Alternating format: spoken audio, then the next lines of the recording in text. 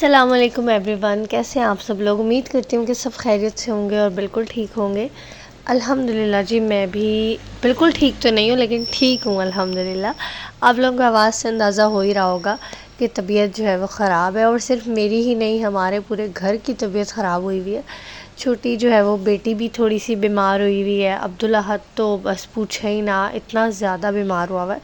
इसी वजह से जो है वो व्लॉग आपको इतनी लेट मिल रहा है। हस्बैंड की भी तबीयत ख़राब है और मेरी भी जो है वो गला वगैरह ख़राब है और साथ में फ़्लू भी हुआ हुआ है। तो ये जो है ना मौसम कुछ ऐसा है कि बस ये सारे मामला चलते रहते हैं। तो एनीवेज़ जी, यहाँ पे मैं आई थी बाज़ार, मुझे कुछ घर की चीज़ें लेनी थी, तो वो लेने के लिए मैं आई थी। और साथ में अब्दुल अहद की तबीयत यहाँ पे भी ख़राब ही थी, लेकिन इतनी ख़राब नहीं थी, काबिल बर्दाश्त थी। तो वो बस रो रहा था, ज़िद कर रहा था कि मुझे गाड़ी लेनी है। तो इसके बाबा ने कहा चले इसको गाड़ी दिलवा देते हैं और जो घर की चीज़ें लेनी है वो भी ले लेंगे। लेकिन घर की चीज़ें तो हमें नहीं मिली, यहाँ से जो हमें चाहिए था वो मिला ही नहीं। तो फिर ऐसा हुआ कि बस अब्दुल अहद ने जो है वो अपने लिए गाड़ी ले ली थी।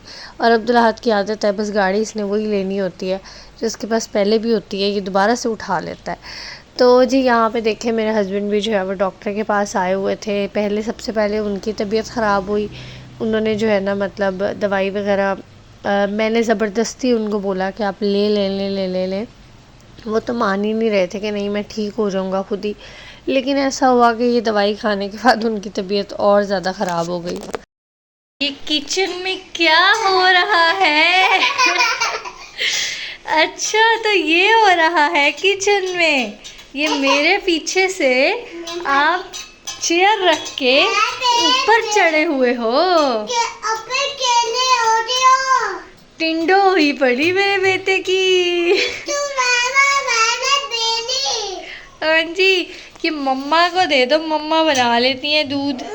इसमें डालना और चम्मच के साथ। अब्दुल्ला क्या करते फिर रहे हो? और चम्मच चला जाएगा अंदर। हटो जाओ, वो छोटा है ना बेटे, इसमें डालना पड़ेगा। चलो जी, अब इसके अंदर हम बोतल डाल देते हैं। कितनी डालें? बस काफ़ी है। चलो, ये देखें जी, हम गुड़ में यूज़ करते हैं अब हम। नहीं नहीं, बर्फ़ नहीं खानी। दूध गर्म है ना, इसलिए थोड़ी सी मैंने कहा बर्फ़ डाल देती हूँ उसके अंदर। ठहरो, हटो हटो हटो, मैं देती हूँ। अच्छा, मैं देती हूँ। हर चीज़ ही आपने खानी होती है। मैं हाथ अपने गंदे अंडे। सो जनाब, यहाँ पे भी आप लोग देख ही रहे हैं कि माशाल्लाह से अब्दुल अहद ठीक था और खेल भी रहा था। मतलब तबीयत थोड़ी बहुत ख़राब हो रही थी लेकिन बीच में सेट था। तो खैर, यहाँ पे ना मेरे हस्बैंड के आने का टाइम हो चुका था, कॉलेज से उन्होंने वापस आना था। तो मैंने कहा जल्दी से मैं आटा गूँध लेती हूँ और जैसे ही वो आएँगे तो फिर मैं उनको फ्रेश रोटी बना दूँगी। वैसे वो मुझे कहते हैं कि बना के रख लिया करो, लेकिन एक तो मौका भी नहीं मिलता बच्चों को दोनों को अकेला छोड़ के, और दूसरा मुझे होता है कि नहीं, मैं फ़्रेश रोटी ही बनाऊंगी जब वो आएंगे, क्योंकि पराठे बनाने होते हैं। पराठों को फिर जो है ना वो रुमाल में लपेट के भी नहीं रख सकता बंदा। तो वो उसका यही होता है कि बंदा फ़्रेश बनाए और साथ ही जो है वो खा ले। और फिर जी, हस्बैंड ने बोला था कि उनको कहीं जाना है तो उनके कपड़े वगैरह प्रेस करने थे। तो बस यहाँ पे मैंने उनके कपड़े भी जो है वो प्रेस कर दिए थे। और आजकल इतनी गर्मी में तो कपड़े प्रेस करना भी जो है ना मुश्किल लग रहा होता है। मैंने क्या किया, मैंने साथ वाले कमरे का ना पंखा चलाया और जो है ना फिर मैंने खड़े होकर कपड़े प्रेस किए। तो थोड़ी बहुत जो है ना हवा लगती रही, वरना तो इस टेबल के पास खड़े होना ऐसा लग रहा था जैसे कोई मतलब आग में खड़े हुए हैं। इतनी गर्मी पड़ रही है ना कि समझ से बाहर है कि आखिर हो क्या रहा है। आखिर इसी गर्मी की वजह से जनाब रोटी खाने का तो बिल्कुल भी दिल नहीं कर रहा था। मौसम ऐसा होना तो सच्ची कुछ भी खाने को दिल नहीं करता। तो बस फिर मेरे हस्बैंड ने कहा कि चलो अपने लिए कुछ मंगवा लो, और साथ में अब्दुल अहद के लिए भी मैंने थोड़े से विंग्स मंगवा लिए थे। और उन्होंने अपने लिए स्पेशल कुछ नहीं मंगवाया था, बस थोड़ा सा ही खा लिया था क्योंकि उनका अपना भी दिल नहीं कर रहा था बिल्कुल भी खाने का। तो बस थोड़ा थोड़ा जो है ना हम लोगों ने यही खा लिया था रात में।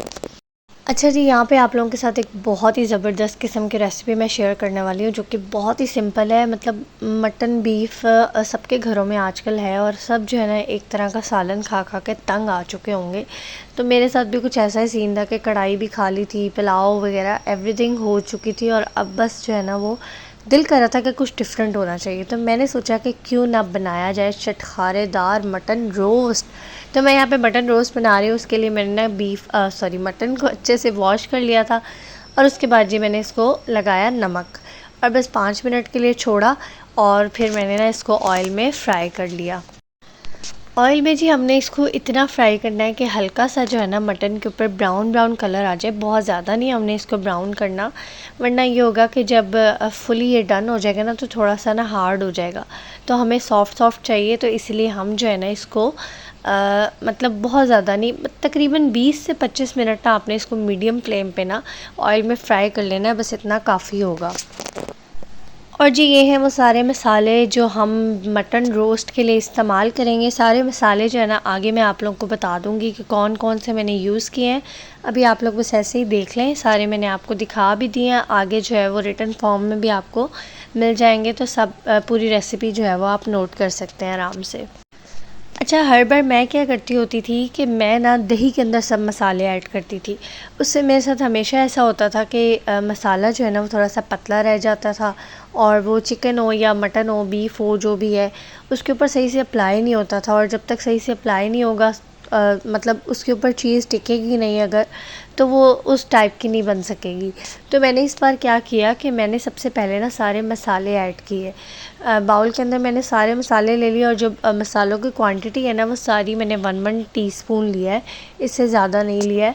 नमक मैं ऑलरेडी उसको लगा चुकी थी, तो इसलिए नमक जो है ना मैंने बहुत ही थोड़ा सा लिया था। 1 टीस्पून मैंने पहले लगा दिया था, और बस ½ टीस्पून जो है ना मैंने बाद में ले लिया था। तो फिर मैंने क्या किया जी कि सारे मसाले पहले बाउल के अंदर डाल दिए, देन मैंने उसके अंदर जो है ना वो ऐड की दही। तो आप लोग कहेंगे वैसे मसालों में दही डाल दें या दही में मसाले डाल दें, बात तो एक ही है, लेकिन नहीं, बात एक नहीं है, फ़र्क है। वो ऐसे है कि जब हम मसाले पहले डाल लेंगे ना, तो हमें अंदाज़ा होगा कि हमने इसके अंदर कितना दही ऐड करना है कि जिससे थिक थिक मसाला बने, जो है ना पतला पतला ना हो। और अगर हम पहले दही ऐड कर देंगे देन उसके बाद मसाले ऐड करेंगे ना, तो वो फिर पानी छोड़ जाएगा, और आपका जो मसाला है वो थिक नहीं बनेगा, थिन बनेगा। तो वो आपके मटन पे, चिकन पे, बीफ पे, जो भी आप बना रहे हैं उस पर सही से अप्लाई नहीं होगा, तो वो फिर ना सही से स्टीम नहीं होता है। और स्टीम होते हुए जब वो पानी की जो स्टीम होती है सारी, उसकी वजह से फिर सारा मसाला जो है ना वो निकल जाता है, और चिकन के ऊपर नहीं रहता है या मटन के ऊपर रहता ही नहीं है, तो वो मज़ा नहीं आता फिर खाने का ना। तो यहाँ पे मैंने फिर इसलिए ना पहले सब चीज़ें डाली थी, लहसुन अदरक भी मैंने डाला, तो जब वो मेल्ट हुआ तो थोड़ा सा ज़ाहिर है उसके अंदर से भी पानी निकलता है, चटनी भी थी इसके अंदर, उसमें से भी थोड़ा सा पानी निकला। तो बस जितना ज़रूरत था ना कि मसाला जो है वो उसकी ड्राइनेस ख़त्म हो जाए, बस उतनी सी मैंने इसके अंदर दही ऐड की थी। और बिल्कुल थोड़ी सी ना मैंने सिरका सोया सॉस ऐड की थी, वो ऑप्शनल है, इसीलिए मैंने दिखाया भी नहीं। तो आप लोग चाहें तो आप ऐड कर सकते हैं। यहाँ पे देखिए जी, ये मटन जो है ना हमारा बड़े अच्छे से फ्राई हो चुका था, और बस मैंने इसको निकाल लिया था। और ज़ाहिर है कि जब ये फ्राई होगा तो थोड़ा सा जो है ना वो श्रिंक हो जाता होता है, तो ये नहीं, आपने बिल्कुल भी टेंशन लेनी, कोई मसला नहीं है। अब इसको मैं रख दूँगी साइड पे, ठंडा हो जाएगा। ठंडा होने के बाद जी हम इसको इस मसाले के अंदर डाल देंगे, या मसाला आप इसके ऊपर डाल दें, कोई बात नहीं, एक ही बात है। तो बस ये सारी जो मटन की जो है ना बोटियाँ हम इसके अंदर ऐड करेंगे, और अच्छे से जो है मिक्स कर लेंगे। आप इस तरह के काम कोशिश करेंगे हाथ से ना ही करें, क्योंकि मिर्चें लग जाती हैं, बाद में मसले मसाइल होते हैं। तो मैं भी जो है ना वो चम्मच से करती हूँ कि मैंने उसको ज़हरा को भी पकड़ना होता है, तो हाथ कभी मुंह पे लग जाता है, कभी कहीं, तो फिर बड़ी मिर्चें लगती हैं। तो इसीलिए मैंने फ़ोक पकड़ा हुआ था, और इसके साथ ही जो है ना बस मैंने सारा मसाला अच्छे से लगा दिया था इसके ऊपर। या आप लोग ग्लव्स पहन के कर लें तो बेहतर है, क्योंकि मैंने आगे हाथ से ही कर लिया था, और उसके बाद जो है ना वो बस हल्का सा मेरे मुंह पे हाथ लगा, और इतनी मेरे मुंह पे मिर्चें लगी ना कि फिर मुझे समझ नहीं आ रही थी कि मैं किधर जाऊँ। अच्छा जी जनाब, मटन को जो है ना मैंने तकरीबन कोई 1.5 घंटे के लिए मैरिनेट करके रखा था। अगर आपके पास टाइम है तो आप ज़्यादा भी कर सकते हैं, और मेरा मशवरा है कि ज़्यादा ही कीजिएगा। अच्छा, मेरे साथ क्या सीन हुआ था कि मैंने ना मटन को जब पकने के लिए रख दिया था ना, यहाँ पे तकरीबन मैंने 6 साढ़े 6 बजे उसको मैरिनेट किया था, और 7:15 बजे ना मैंने उसको पकने के लिए रख दिया था। तो अभी ना 9:15 ही हुए थे कि बस, मतलब 1 घंटा हुआ था मटन को पकते हुए, क्योंकि आपको पता है स्टीम में पकना था, तो इसको 2-2.5 घंटे आराम से लग जाते हैं। सो ऐसा हुआ कि बस उसी दौरान अब्दुल्लाहद की तबीयत बहुत ज़्यादा ख़राब हो गई, तो मैंने जो है ना बस फटाफट से आग बंद की, और हम लोग ना निकल गए डॉक्टर के पास। तो साथ में मैंने बल्कि अब्दुल्लाहद के लिए खिचड़ी बनानी थी, दाल और चावल भिगो के रखे हुए थे, वो वैसे ही भीगे रह गए। दूध जो है फटाफट से उठा के मैंने कच्चा ही फ्रीज़र में रख दिया, वो भी बॉयल नहीं हुआ। और जब हम लोग घर वापस आए तो गैस जा चुकी थी, और हमारा ना खाना बना, ना खिचड़ी, ना दूध, कुछ भी नहीं जो है ना वो रेडी हुआ था, सिर्फ इसी की टेंशन में।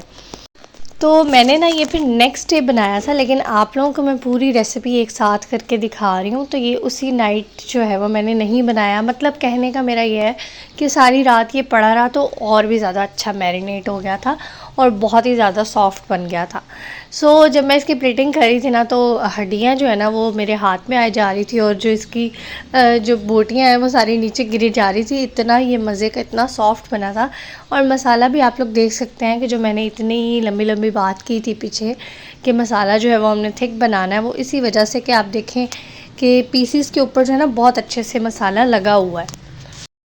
ऐसा नहीं है कि मसाला अलहदा हो गया और जो पीसेस हैं वो खाली रह गए। और जो बटर पेपर था ना हमारा, उस पर भी कोई मसाला नहीं था, सिर्फ इतना सा था कि जो हमने मटन रखा उसके ऊपर जो उससे थोड़ा थोड़ा लगा, बस वही मसाला उसके ऊपर लगा हुआ था। उसके अलावा पीसेस से कोई मसाला ज़रा सा भी अलहदा नहीं हुआ।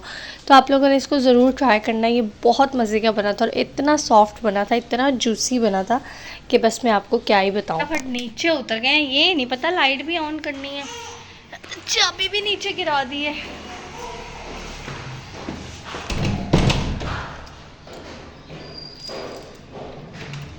बैग नहीं पकड़ रही मैं, ऐसे ही चलते हैं।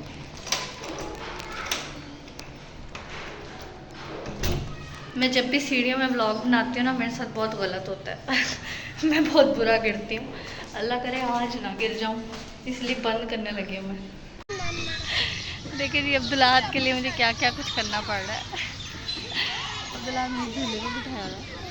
अब्दुल्लाह मेरा पुट्ठा हो गया, वो ना कर बराबर हो जाना, वो जो चक्कर आ रहे हैं ये मैंने कहा बराबर हो जाना, इस तरह ज़्यादा चक्कर आ रहे हैं हाँ जी। सो जनाब जी, जब हम लोग घर से निकले थे तब तक भी जो है ना माशाल्लाह अब्दुल्लाह की सेहत बेहतर ही थी, लेकिन फिर 9 बजे रात को अचानक से बहुत ज़्यादा ख़राब हो गई। तो हम लोग बस फटाफट हमने उठाया इसको और हम ले आए डॉक्टर के पास, क्योंकि इसकी ना वॉमिटिंग रुक ही नहीं रही थी। इसको इतनी ज़्यादा वॉमिट आ रही थी कि ये पानी भी पी रहा था वो भी निकले जा रहा था। तो बस फिर फ़ौरन हम जो है ना इसको डॉक्टर के पास ले आए। तो डॉक्टर ने बोला कि अभी इसको मैं इंजेक्शन लगा देता हूँ, अगर वॉमिट ना रुकी तो फिर इसको ड्रिप लगेगी।